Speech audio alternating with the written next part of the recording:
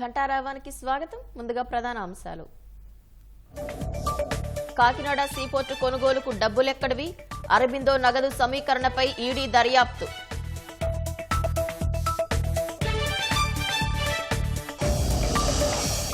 పాయకరావుపేట వద్ద రైల్వే వంతెన పైనుంచి పడిన కంటైనర్, రైళ్ల రాకపోకలు లేకపోవడంతో తప్పిన ప్రమాదం.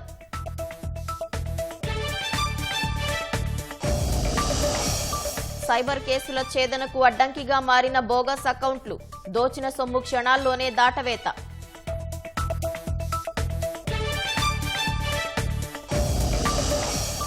నాణ్యమైన చేపల పెంపకానికి మత్స్యశాఖ చర్యలు.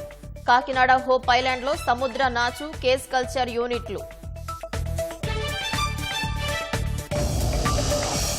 బ్రెజిల్లో కూలిన పర్యాటకుల విమానం, పైలట్ సహా 10 మంది దుర్మరణం.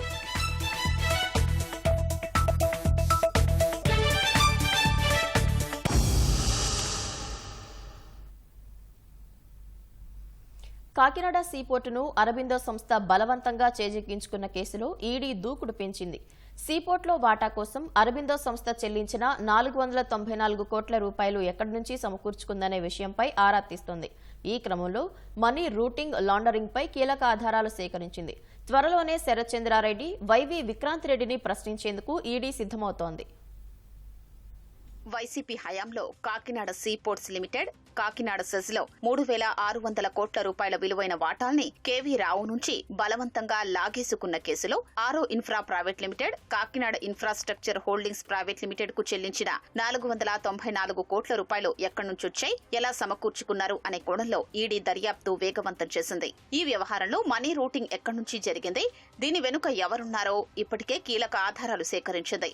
కాకినాడ సీపోర్ట్ లిమిటెడ్ లోని 41.12% వాటాల విలువ దాదాపు 2,500 కోట్ల రూపాయలు కాగా, దాన్ని 494 కోట్ల రూపాయలుగా తక్కువ విలువ కట్టి అరబిందో సంస్థ కొనుగోలు చేసింది. కార్పొరేట్ డిపాజిట్ అగ్రిమెంట్ కింద 2020 జూలై 10న 100 కోట్లు, ఆ తర్వాత 2021 ఫిబ్రవరి 9న మిగతా 394 కోట్ల రూపాయలు చెల్లించింది. ఆయా చెల్లింపులు జరగడానికి కొన్నాళ్ల ముందు ఆరో ఇన్ఫ్రా లావాదేవీలపైన ఈడీ వివరాలు సేకరించింది. మనీ లాండరింగ్ కు పాల్పడినట్లు గుర్తించింది. దీనిపై త్వరలో ఆరో ఇన్ఫ్రా డైరెక్టర్లను ఈడీ ప్రశ్నించనుంది. వారికి 1-2 రోజుల్లో నోటీసులు ఇవ్వనుంది.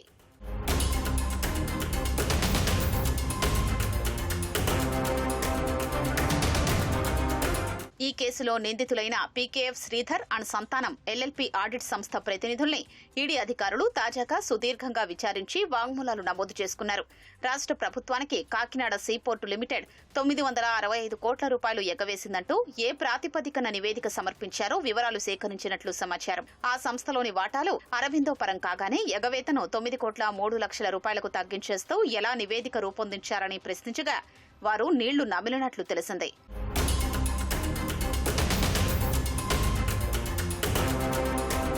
వైసీపీ ఎంపీ విజయసాయిరెడ్డి, ఆయన అల్లుడి సోదరుడు, అరబిందో సంస్థ యజమాని శరత్చంద్రారెడ్డికి గతంలో ఒకసారి నోటీసులు ఇవ్వగా వారు కొన్ని కారణాలు చెప్పి విచారణకు హాజరు కాలేదు. మరోసారి వారిద్దరికీ ఈడీ అధికారులు నోటీసులిచ్చారు. జగన్ బాబాయ్, వైసీపీ ఎంపీ వైవి సుబ్బారెడ్డి కుమారుడైన విక్రాంత్ రెడ్డిని ఈడీ త్వరలో విచారించనుంది.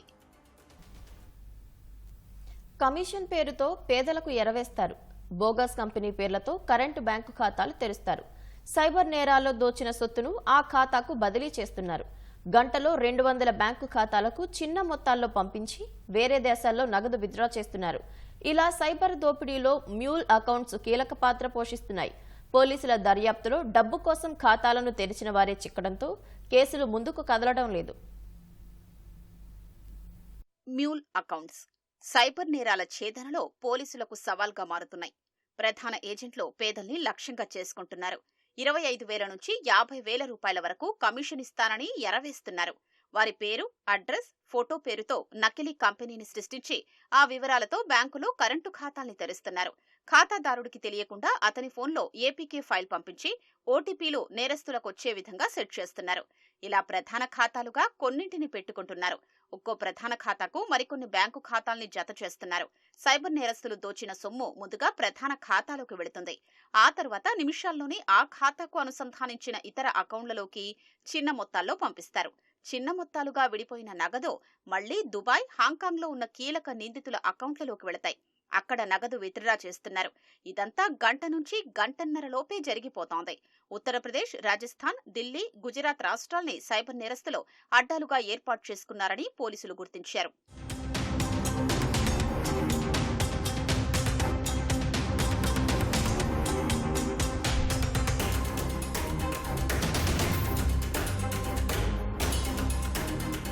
పోలీసులు ఫిర్యాదులు స్వీకరించి ఆ బ్యాంకు ఖాతాల్ని సీజ్ చేయించేలోపు వాటిలో జమైన నగదు దేశం దాటిపోతోంది. దుబాయ్, హాంకాంగ్ లాంటి దేశాలతో భారత్కు ఒప్పందాలు లేనందున అక్కడి నుంచి నిందితుల్ని తీసుకురావడం, నగదు తిరిగి రప్పించడం కష్టమవుతోంది. ఖాతాల్లో ఉన్న వివరాల ఆధారంగా దర్యాప్తు చేస్తే కేవలం కమిషన్ కోసం ఖాతాల్ని అమ్ముకున్న వ్యక్తులు మాత్రమే పోలీసులకు చిక్కుతున్నారు. కూలీకి వెళ్లే వ్యక్తికి నేను తీసుకెళ్లి నీకు అకౌంట్ ఓపెన్ చేపిస్తాను, కరెంట్ అకౌంట్, నీకు ఒక 50,000 ఇస్తానని వాళ్ళని నమ్మిస్తున్నారు. వీళ్ళు వెళ్తున్నారు, వాళ్ళ పాన్ కార్డు, వాళ్ళ బ్యాంక్ ఆధార్ కార్డు ఇస్తున్నారు. వాళ్ళ ఆర్గనైజేషన్ అయితే షాప్ అంటున్నామో దాని అడ్రస్, టాన్ నెంబర్ ఇది ఎవరికైనా వచ్చేస్తుంది. మనం అప్లై చేయగానే వచ్చేస్తుంది. ఈ 3 పెట్టి ఓపెన్ చేస్తాం. బ్యాంక్ వాళ్ళ బాధ్యత ఏంటంటే ఇట్లా అకౌంట్ ఓపెన్ చేసినప్పుడు ఇది నిజమా కాదా, ఈ ట్రేడింగ్ కంపెనీ ఉందా లేదని చూడట్లేదు. సింపుల్ గా కరెంట్ అకౌంట్ ఓపెన్ చేస్తాం. సో దీనిపైన డిజిటల్ అకౌంట్ కానీ, డిజిటల్ అమౌంట్ కానీ, ఇన్వెస్ట్మెంట్ ఫ్రాడ్ అమౌంట్ వేస్తున్నారు. ₹1 దాంట్లో ఇన్వెస్ట్ అయితే 2 లక్షల రూపాయలు వాళ్ళకి ఇస్తున్నారు. నాకు 2 లక్షలు వస్తుంది కదా అని వీళ్ళు ఏంటంటే వాళ్ళ passwords, net banking credentials, in fact phone లో కూడా ఏపీకే ఫైల్ పంపించి పాస్వర్డ్స్, ఓటీపీలు వచ్చింది కూడా వాళ్ళు తీసేసుకుంటారు. ఫ్రాడ్స్టర్ తీసేసుకుంటారు. గ్రూప్ ఏమో మీరు అన్నట్టు ఈ నటించి ఆన్లైన్ లో చూపించి, ఫోటో చూపించి బెదిరించే గ్రూప్ ఒకటి, మ్యూల్ అకౌంట్ లో పడిన తర్వాత దాన్ని విదేశీ అకౌంట్ లో ట్రాన్స్ఫర్ చేసే గ్రూప్ ఒకటి. చాలా చోట్ల మనకు తెలియట్లా, వాళ్ళకి ఎందుకోసం వాడుతున్నారో తెలియట్లా, బట్ అదైతే ఫ్రాడ్ కోసం వాడుతున్నారు. దయచేసి ఎట్టి పరిస్థితుల్లో కరెంట్ అకౌంట్ మీకు అవసరం లేకపోతే ఓపెన్ చేయొద్దండి. ఓపెన్ చేసినా కూడా దానికి ఎందుకోసం ఓపెన్ చేసి దానికోసం తప్పితే వేరే వాళ్ళకి ఇవ్వద్దని మీ విజ్ఞప్తి చేస్తాం. మ్యూల్ ఖాతాల్ని అరికట్టి సైబర్ నేరాలు నియంత్రించేందుకు విజయవాడ సైబర్ క్రైమ్ పోలీసులు అవగాహన కార్యక్రమాలు నిర్వహిస్తున్నారు. బ్యాంకర్లతో సమావేశం ఏర్పాటు చేసి కరెంటు ఖాతాల్లో 2 లక్షలు అంతకంటే ఎక్కువ జమ చేస్తే ప్రశ్నించాలని సూచిస్తున్నారు. గుంటూరు డిప్యూటీ మేయర్ వైసీపీ నేత డైమండ్ బాబును పోలీసులు అరెస్టు చేశారు. పట్టాభిపురం స్టేషన్ పరిధిలో ఇంటి స్థల వివాదం విషయంలో డైమండ్ బాబును పోలీసులు అరెస్టు చేశారు. డిప్యూటీ మేయర్ పదవిని అడ్డుపెట్టుకుని విలువైన స్థలాన్ని కబ్జా చేసేందుకు డైమండ్ బాబు ప్రయత్నిస్తున్నారని పోలీసులకు ఫిర్యాదు చేశారు. అరెస్టు చేసేందుకు వచ్చిన పోలీసులతో డైమండ్ బాబు వాగ్వాదానికి దిగారు. వారితో దురుసుగా ప్రవర్తించారు. ఆ తర్వాత పోలీసులు వాహనంలో ఎక్కించుకొని స్టేషన్కు తరలించారు. అన్నమయ్య జిల్లా రాయచోటి మండలంలోని తుపాకీ కాల్పుల ఘటనపై పోలీసులు దర్యాప్తు వేగవంతం చేశారు. ఆదివారం తెల్లవారుజామున కాటిమాయకుంట నుంచి మాధవరం గ్రామం రెడ్డివారిపల్లెకు వెళ్లే మార్గంలో గుట్టల నుంచి గుర్తు తెలియని వ్యక్తులు కాల్పులు జరపడంతో హనుమంతు, రమణ అనే 2 వ్యక్తులు గాయపడ్డారు.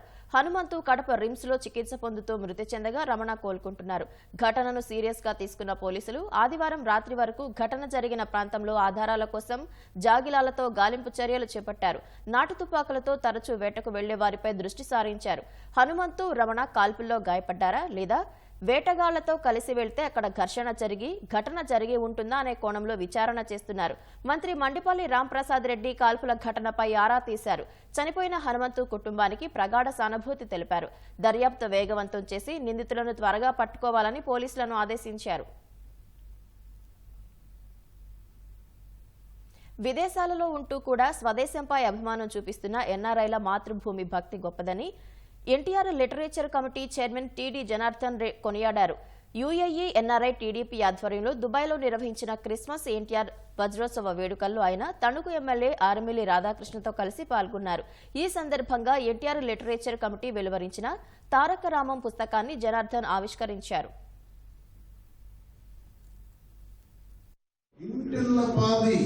Wife and husband along with children అందరూ కూడా ప్రతినిత్యం ఆంధ్రదేశంలో జరిగే విషయాలను గమనించి మీ లెవెల్లో మీరు సోషల్ మీడియాలో పోరాటం చేశారు, సోషల్ మీడియాలో చైతన్యం చేశారు. ఇక్కడి నుంచి మీ బంధువులతో మాట్లాడారు, మిత్రులతో మాట్లాడారు, అందరినీ సమాయత్తం చేశారు. మీరందరూ ఒక్కొక్క ఓటు వేయడానికి లక్షల రూపాయలు ఖర్చు పెట్టి ఆంధ్రదేశానికి కొన్ని రోజులు స్పెండ్ చేశారు. ఆ ఊరిలో అందరినీ మీరు ఇంటికి తిరిగి మాట్లాడారు, బయట బంధువులందరితో మాట్లాడారు. ఎన్ని రకాల కంటే అన్ని రకాలుగా ఎన్ఆర్ఐలు ఏ రకమైన పాత్ర పోషించారు. మీరు చేసిన సేవ, చేసిన ఎన్నికల్లో మీరు ఇచ్చిన మద్దతు వెలకట్టలేనిది. సమాజంలో సాంస్కృతిక పునరుజ్జీవం పునర్వికాసం నేడు ఎంతైనా అవసరం ఉందని అరసం జాతీయ అధ్యక్షుడు కేంద్ర సాహిత్య అకాడమీ పురస్కారానికి ఎంపికైన పెనుగొండ లక్ష్మీనారాయణ అన్నారు. గుంటూరులో జనచైతన్య వేదిక ఆధ్వర్యంలో జరిగిన అభినందన సభలో లక్ష్మీనారాయణను పలువురు సత్కరించారు. కులాలు మతాలు అసమానతలు విద్వేషాలు లేని సమాజాన్ని సాధించుకున్న రోజున గురజాడ శ్రీశ్రీ గుర్రం జాషువాల సాహిత్యం చదివే అవసరం ఉండదని లక్ష్మీనారాయణ అభిప్రాయపడ్డారు. భారతదేశంలో చాలా పరిస్థితులు విషమిస్తున్నాయి. చాలా సంక్లిష్టమైన సందర్భంలో మనం ఉన్నామనేది నేను చెప్తున్నాను. మతవాద మితవాద పరిస్థితులు వస్తున్నాయి. రచయితల మీద, సాహిత్య శక్తుల మీద, సాంస్కృతిక వర్గాల మీద దాడులు జరుగుతున్నాయని కూడా నేను స్పష్టంగా చెప్తున్నాను. తమిళనాడులో చూసాం మనం, పెరుమాళ్ మురుగన్ ఒక వాస్తవమైన ఒక సంప్రదాయ సిద్ధంగా వచ్చిన విషయం మీద రాశాడు. మన తరంలోనే మన కళ్ళ ముందే కల్బుర్గి చంపారు. ఇంకా చాలామంది రచయితలు వీళ్ళంతా చచ్చిపోయారు. ఇప్పుడు ఈ పరిస్థితుల్లో మనం సాధించుకున్న ఒక లౌకికమైన ప్రజాస్వామ్యపరమైన ఒక వారసత్వాన్ని కోల్పోయే పరిస్థితి. వెనక్కి కాలం వెనక్కి నడుస్తుంటే ఇంకా వెనక్కి నడిచాడు విశ్వనాథ్ సత్యనారాయణ అని శ్రీశ్రీ గారు అన్నారు. ఇంకా వెనక్కి నడుస్తూ పోవాల్సిన దుస్థితిలో ఉన్నాం. అందుకని ఇప్పుడు పెద్ద మాటలు కూడా అవసరం లేదు. ఇప్పుడు సాంస్కృతిక పునరుజ్జీవనం అనేది చాలా అవసరం. సాంస్కృతిక పునర్వికాసం అనేది చాలా అవసరం. ఆక్వా చేపల ఉత్పత్తిలో దేశంలోనే అగ్రగామిగా ఉన్న ఆంధ్రప్రదేశ్ను విభిన్న రీతిల్లో ఉత్పత్తులు పెంచుకునేందుకు మత్స్యశాఖ చర్యలు ప్రారంభించింది. కాకినాడ తీరంలోని సహజ సిద్ధ దీవి హోప్ ఐలాండ్ వద్ద సముద్ర నాచు మొక్కలు కేజ్ కల్చర్ యూనిట్లు ఏర్పాటు చేసి నాణ్యమైన చేపల పెంపకానికి సిద్ధమైంది. స్వర్ణాంధ్ర విజన్ 2047లో భాగంగా ఈ ప్రాజెక్టును అమలు చేయనున్నారు. కాకినాడ తీరం నుంచి 9.5 నాటికల్ మైళ్ల దూరంలో ఉన్న సహజ సిద్ధ దీవి హోప్ ఐలాండ్ కాకినాడ నగరానికి రక్షణ కవచంగా ఉన్న ఈ దీవి వద్ద కేజ్ కల్చర్ ద్వారా చేపల ఉత్పత్తి పెంపొందించేందుకు ప్రభుత్వం శ్రీకారం చుట్టింది. ఇందులో భాగంగా హోప్ ఐలాండ్ వద్ద సముద్ర జలాల్లో రాఫ్ట్ కల్చర్, సముద్ర నాచు మొక్కల పెంపకానికి అనువైన పరిస్థితుల్ని కాకినాడ నగర ఎమ్మెల్యే కొండబాబు, మత్స్యశాఖ అధికారులు పరిశీలించారు. సీవీడ్ కల్చర్, సీవీడ్ అంటే నాచు. అదైతే ఆ ప్రాంతం ఉందో ఆ ప్రాంతాలంతా కూడా నాచు పెంచుకుంటే ఆ నాచు 45 రోజుల పంట వస్తుందండి. అది ఆ పంట అంతా కూడా మెడిసిన్కి ఉపయోగిస్తున్నారు అంతే కూడా. ఈరోజు దాని మీద చాలా ఆదాయం తీయొచ్చు, చాలామంది బతకొచ్చు. తీరంలో చేపలు పెంచేలాగా కేజ్ కల్చర్, నెట్ షీలోనే కట్టేస్తారు. ఆ షీలో కట్టిన తర్వాత అందులో పంట వేస్తారు, ఆదాయం తీసుకుంటారు. కేజ్ కల్చర్ యూనిట్ల ఏర్పాట్ల ద్వారా ఖరీదైన చేపల పెంపకం చేపట్టడానికి హోప్ ఐలాండ్ పూర్తి అనువుగా ఉంటుందని తేల్చారు. దీనిపై ప్రభుత్వానికి నివేదిస్తామని, 4-5 రోజుల్లో ఇక్కడ కేజ్ కల్చర్ యూనిట్లు ఏర్పాటు చేస్తామని మత్స్యశాఖ కమిషనర్ చెప్పారు. Hope island back side of it, front సైడ్లో ఏంటంటే సీ వేవ్స్ ఫ్రంట్ ఎక్కువ ఉంటుంది. అక్కడ అంతా సీ వీడికి సరిపోదు. ఇవి చూడండి ఎక్కడ ఎంత ప్రశాంతంగా ఉందో చూడండి. 2 డైవర్సిటీస్, ఒకే సముద్రం, ఈ పక్కనేమో చాలా ప్రశాంతంగా ఉంది. ఈ ప్రశాంతం దీంట్లో మేము సీవీడ్ కల్చర్ని డెవలప్ చేద్దాం అనుకుంటున్నాము. సీవీడ్ మేము వాటర్ అని చూసాము, మా సైంటిస్టులు అందరూ వచ్చారు. ఇవన్నీ ఈ సీవీడ్ కల్చర్ చేయడానికి ఈ టోపోగ్రఫీ బాగా పనికొస్తుందని మేము నిర్ధారించుకున్నాము. ఈ పైలట్ బేస్లో మేము ఒక 4-5 రోజుల్లో సీడ్ తీసుకొచ్చి మేము ఇక్కడ వేస్తాము. సో ఒకసారి సక్సెస్ అయిన తర్వాత ఇంకా మేము ఈ hope island back side, front and east కాదు వెస్ట్ సైడ్ చూశారు కదా, ఇదంతా బాగా ప్రాపరేట్ చేసి ఈ మన మత్స్యరంగంలో ఇంకొక నూతన వరవడికి తెరలేపుదాం అనుకుంటున్నాం. మేము ఆక్వా రంగంలో దేశంలోనే అగ్రగామిగా ఉన్న రాష్ట్రం అధునాతన పద్ధతుల ద్వారా ఆదాయాన్ని మరింత పెంచుకునేందుకు కృషి చేస్తోంది. ప్లాస్టిక్ వాడకం మనిషి నిత్య జీవితంలో భాగమైపోయింది. అది ప్రమాదకరమని తెలిసినా వినియోగం మాత్రం తగ్గడం లేదు. ప్లాస్టిక్ నిర్మూలనకు ప్రభుత్వాలు ఎన్ని చర్యలు తీసుకున్నా కట్టడి మాత్రం సాధ్యపడటం లేదు. అవగాహన కలిగిన విద్యావంతులు ప్లాస్టిక్ కవర్లు, వస్తువులు నిత్యం వినియోగించడం కలవరపెడుతోంది. వేడివేడి ఆహార పదార్థాలు ప్లాస్టిక్ కవర్లలో తీసుకుని వెళ్తున్నారా? అయితే డబ్బులిచ్చి మరీ అనారోగ్యాన్ని కొనుగోలు చేస్తున్నట్లే లెక్క. ఎందుకంటే ఆ ప్లాస్టిక్ కవర్లలో క్యాన్సర్ కారకాలుంటాయి. అదేవిధంగా చాలా మంది ఫ్రిడ్జ్లలో రోజుల తరబడి వాటర్, కూల్ డ్రింక్స్ వంటివి ఉంచి తాగుతున్నారు. ఇది ప్రమాదకరమని, చిన్నపిల్లల ఆరోగ్యంపై మరింత ప్రభావం చూపుతుందని నిపుణులు చెబుతున్నారు.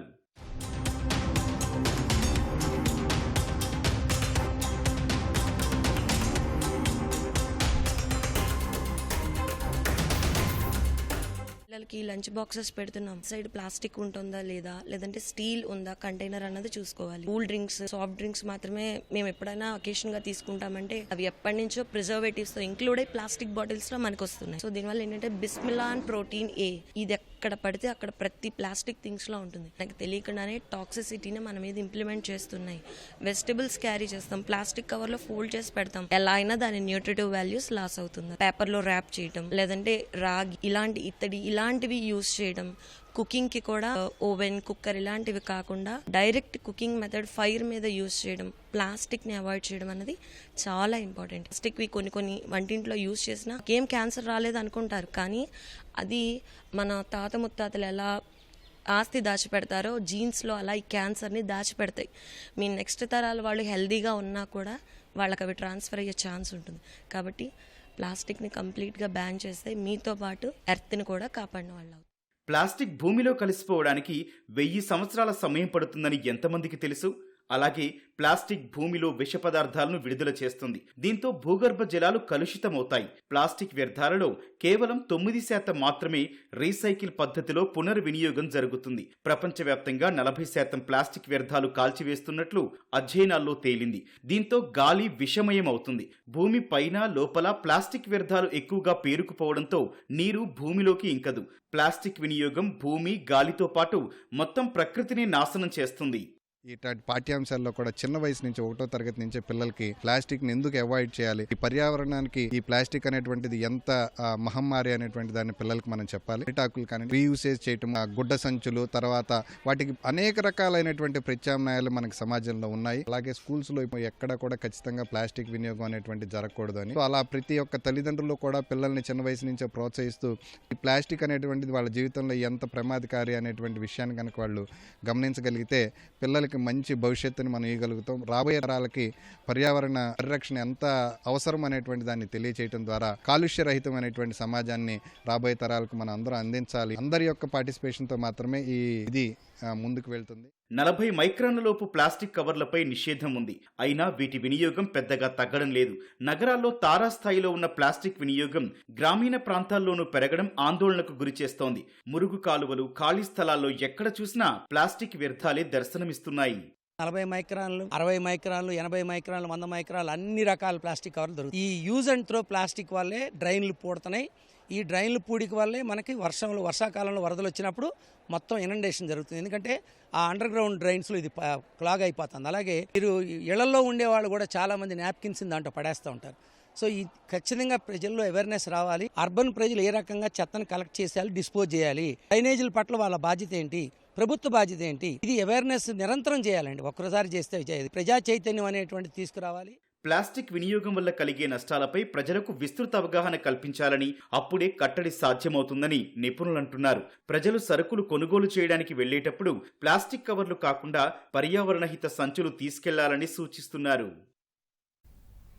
అనకాపల్లి జిల్లా పాయకరావుపేట వద్ద రైల్వే వంతెన నుంచి భారీ కంటైనర్ అదుపు తప్పి బోల్తా పడింది.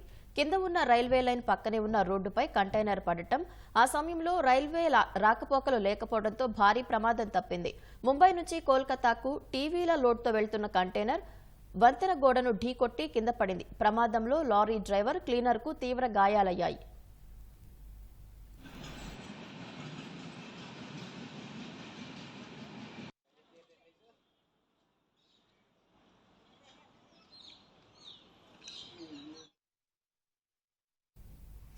ఉత్తరప్రదేశ్లోని సంభాల్ జిల్లాలో జరుగుతున్న తవ్వకాల్లో 150 ఏళ్ల నాటిదిగా భావిస్తున్న ఓ పురాతన 3 అంతస్తుల మెట్ల బావి బయటపడింది.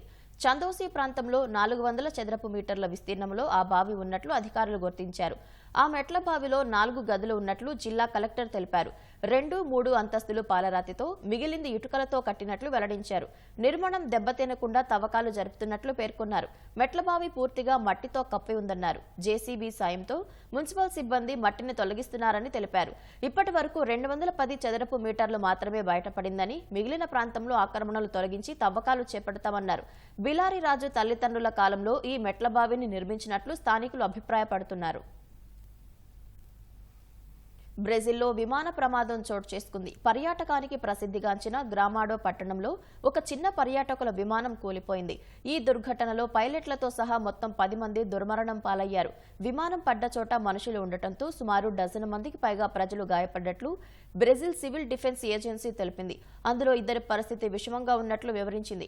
విమానం ముందుగా ఒక చిమ్నీని తాకింది. అనంతరం ఒక భవనం 2వ అంతస్తును ఢీకొట్టి చివరగా ఒక మొబైల్ ఫోన్ల దుకాణం పైన కూలిపోయింది. ప్రమాదానికి సాంకేతిక లోపమే కారణమా లేదా మరేమైనా కారణాలున్నాయా తెలియరాలేదు. మృతులంతా ఒకే కుటుంబానికి చెందిన వారిగా తెలిసింది.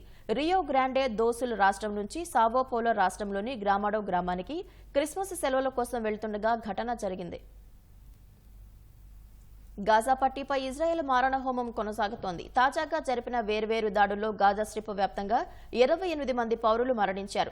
గాజా సిటీలోని శరణార్థులకు ఆశ్రయం కల్పించే ముసాబిన్ నుసైర్ పాఠశాల ప్రాంగణంలో జరిపిన దాడిలో 4 చిన్నారులు సహా 8 మంది మృతి చెందారు. శరణార్థులందరూ నిద్రలో ఉండగా ఐడిఎఫ్ అక్కడ బాంబులు కురిపించింది. హమాస్ మిలిటెంట్లు ఉన్నారన్న సమాచారంతోనే దాడులు చేసినట్లు ఇజ్రాయెల్ సైన్యం చెబుతోంది. అటు ఆసుపత్రుల ప్రాంగణాల్లో దాడులు చేయవద్దని మరోసారి ఐక్యరాజ్య సమితి ఇజ్రాయెల్కు విజ్ఞప్తి చేసింది. నెతన్యాహు సేనల దాడులను పోపు ఫ్రాన్సిస్ తీవ్రంగా ఖండించారు. పిల్లలు, పాఠశాలలు, ఆసుపత్రులపై మెషిన్ గన్నింగ్ చేయటం క్రూరత్వమని ఆవేదన వ్యక్తం చేశారు. గుజరాత్లోని అహ్మదాబాద్ జిల్లాలో ఉన్న నల్ సరోవర్ పక్షుల అభయారణ్యం విదేశీ పక్షుల రాకతో కనుల విందుగా మారింది. ఫ్లెమింగోలను చూడటానికి ప్రకృతి ప్రేమికులు, స్థానికులు వివిధ ప్రాంతాల నుంచి తరలివస్తున్నారు. 120 చదరపు కిలోమీటర్ల విస్తీర్ణంలో ఉన్న నల్ సరోవర్ పక్షుల అభయారణ్యానికి ఏటా 350 జాతుల పక్షులు విడిది కోసం వస్తుంటాయని స్థానిక అధికారులు తెలిపారు. ఏటా శీతాకాలంలో డిసెంబర్ నుంచి మార్చి మధ్య వేల సంఖ్యలో విదేశీ పక్షులు వస్తుంటాయని చెప్పారు. ముఖ్యంగా ఫ్లెమింగోలను చూడటానికి వివిధ ప్రాంతాల నుంచి పర్యాటకులతో పాటు వైల్డ్ లైఫ్ ఫోటోగ్రాఫర్లు వస్తుంటారని తెలిపారు. సరస్సులో మధ్యలో ఉన్న చిన్న చిన్న ద్వీపాల్లో ఫ్లెమింగోలు గూడును నిర్మించుకుని పిల్లలను కంటాయని చెప్పారు. వేసవి కాలం ఆరంభమయ్యేలోపు మళ్లీ తిరిగి వెళ్లిపోతాయని వివరించారు. ఇరాన్, ఆఫ్ఘనిస్తాన్ నుంచి కూడా పక్షులు వస్తుంటాయని అధికారులు తెలిపారు.